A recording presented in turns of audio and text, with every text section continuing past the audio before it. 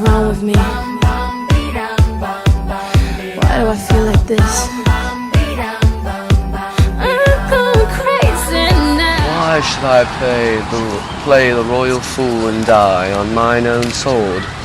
While I see lives, the gashes do better upon them.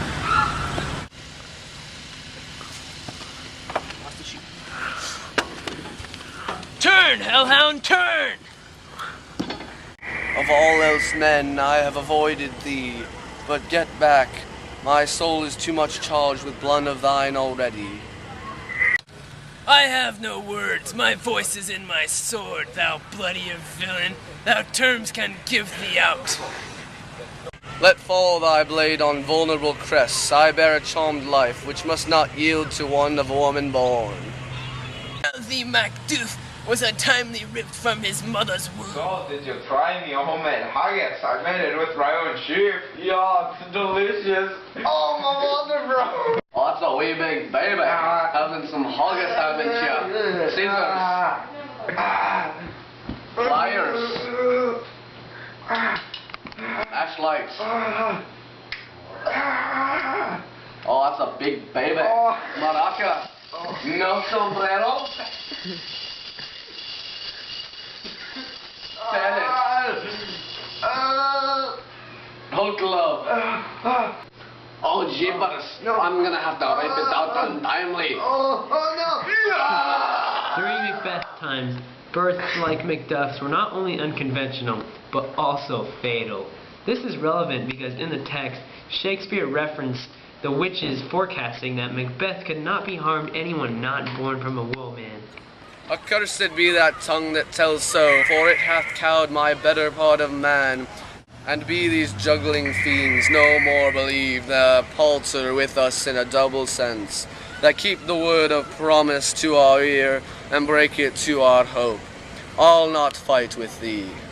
Then yield thee, coward, and live to be the show, and gaze of thee time. I will not yield to kiss the ground before young Malcolm's feet, and to be baited with the rabble's curse. Burnham wood be come to Dunsinane, and thou opposed, being of no woman born, yet I will try the last. Before my body I throw my warlike shield, lay on Macduff, and be damned with him that first cried.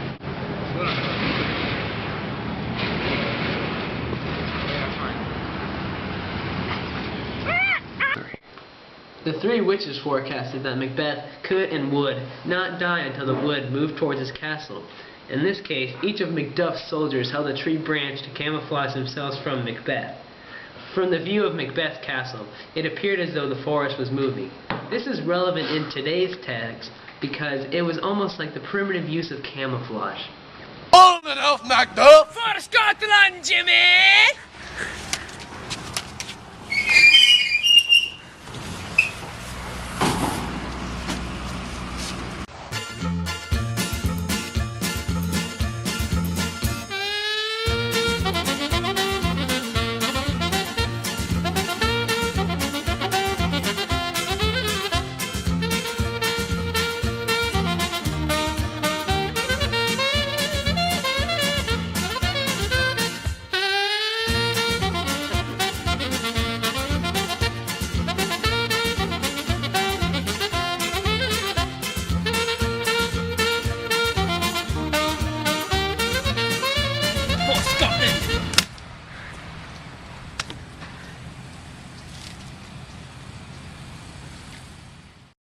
Oh, look at that form there, Jim. Look at the way he does that. Look at the way he controls that saber. He's next best to Zora in the sword fighting community.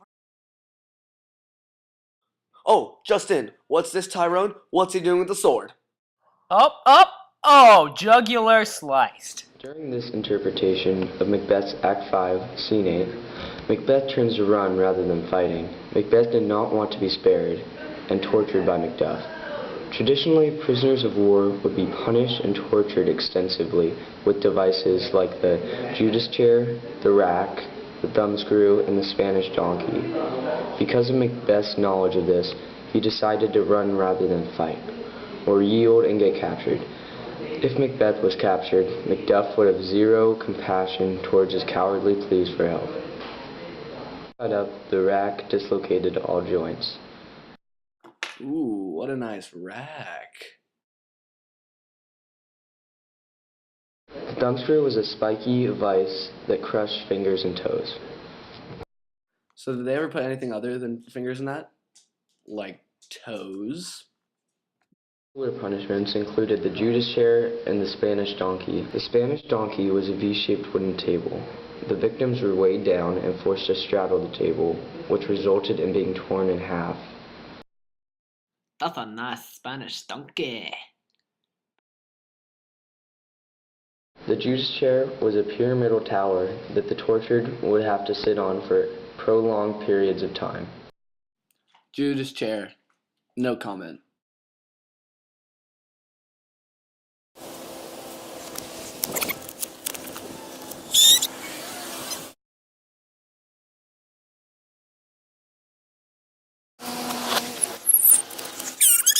I will fight you for my kingdom and my honor.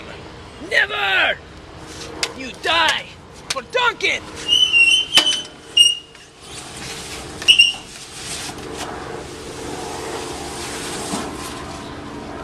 The Duncan! For my kingdom. For Malcolm! For my kingdom. For Duncan! Para los manzanas. ¡Para, chicos!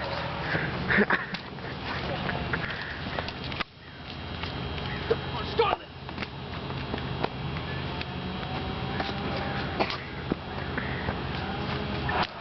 Instead of fighting more for his life and safety, Macbeth fights for his honor, his country, and his kingdom.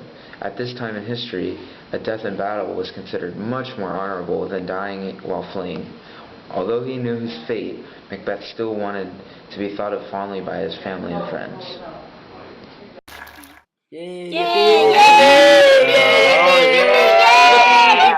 Macbeth is dead! You bang! King, for so thou art. Behold where stands the usurper's cursed head. The time is free. I see thee compassed with thy kingdom's pearl, that speak my salutations in their mind. Whose voices I desire aloud with mine. Hail, King of Scotland! Macduff brought Macbeth's head to Malcolm as a sign of disgrace and disrespect towards him. In early Scotland, burial was believed to be a release of one's soul into heaven.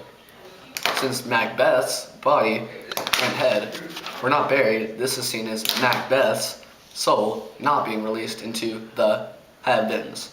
Expensive time, before we reckon with your several lords, and make us even with you, my thanes and kinsmen.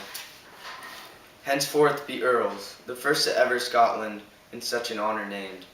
What's more to do, which would be planted newly with the time, us calling home our exiled friends abroad, that fled the snares of watchful tyranny, producing forth the cruel ministers of this dead butcher and his fiend-like queen, who as 'tis thought by self and violent hands took off her life.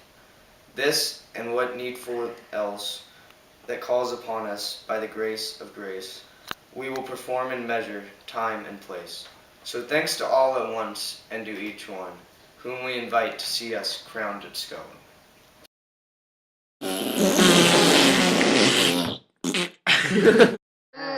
I'm a slither little snake. Look at my tongue. Stop licking me, no! Idiot. Go away. Stop, the camera's on. You're on. Video.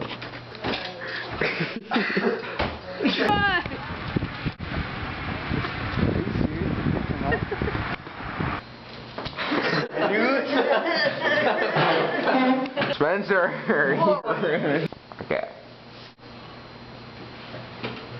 I kept thinking cares less for the poop. Resulted in being torn in half, starting in the crotch area. Now the woods move towards his castle. In this case, Leia is licking my ankle. Yeah.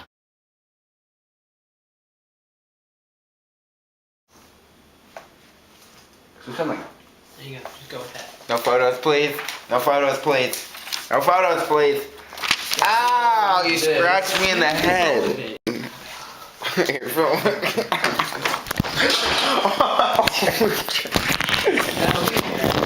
break the freaking camera. I'll break the finger. I've got him by a finger. Yeah, that's what I thought.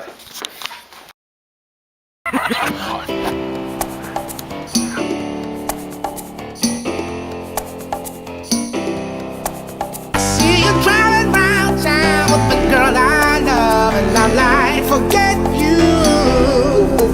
I guess the change in my pocket wasn't enough. I'm like, forget you and forget her too. Said if I